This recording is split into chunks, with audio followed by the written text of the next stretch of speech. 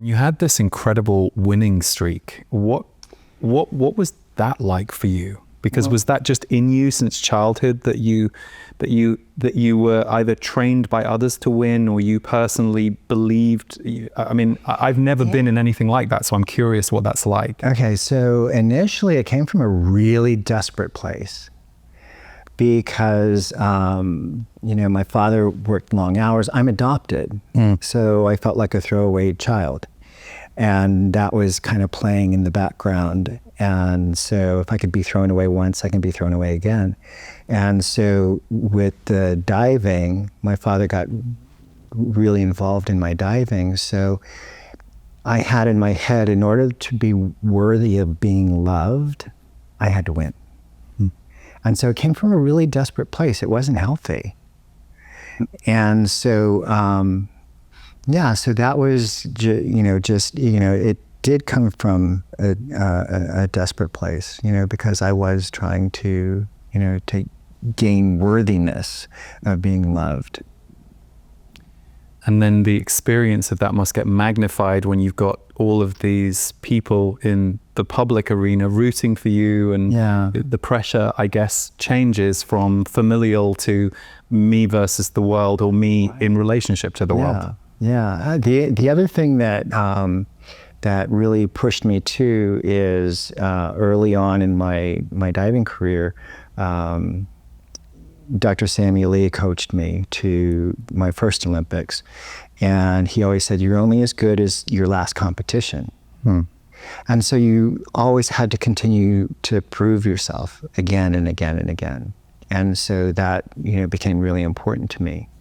The coach, but that's a competitive mindset, right? It's all about, it's very limiting. It's me against you, and it's very limiting. My coach, who coached me for the last 10 years of my diving career, Ron O'Brien, he understood I wasn't a competitor. I'm not competitive. And people shake their heads like, "Well, you won all these medals." No, I'm not competitive. I'm a performer. And there's a shift in that, is that I will coach somebody to beat me because, I was really shy, so I kept to myself. But if anybody asked, I tell them how to beat me, because I knew that if they did better, that would elevate my performance. So it's about the creation, and one of the things that I realized is that a dive takes less than 3 seconds. Less than 3 seconds. And in that less than 3 seconds is total chaos. Because there's no wires, there's nothing. It's a free fall. And in that less than 3 seconds, that chaos is your creation. So I feel like I've been really blessed because I did flying diving, and in a major diving competition, I had 11 dives on 3-meter springboard. I had 10 dives on 10-meter platform. I go through prelims, 11 dives. Go through finals, another 11 dives, 22.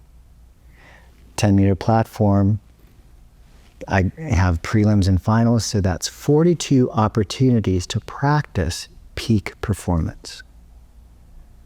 So I got an opportunity to kind of figure this stuff out, which was really cool. And it's fun too, because that was one thing that my coach tapped into, knowing my personality, Ron O'Brien. He would make things into a game.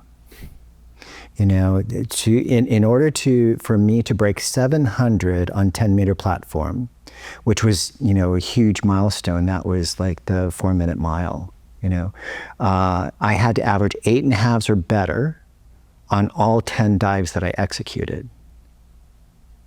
And so we play that game. And it was funny because we were training in Miami, gale force winds, the rain is coming in sideways, blowing into the platform. He goes, "Okay, 700 game." I was like, "Oh, Okay. So I got all warmed up and ready to go. And then I started. I was jumping back and forth over that 8.5 mark. And then it came down to my last dive, which was my most difficult dive, reverse 3.5. And I think I needed 8s on that. And I did it, and he gave me a 9. I was like, I did it. So I broke 700 in practice. And that's something that a lot of the kids that I work with, they don't understand.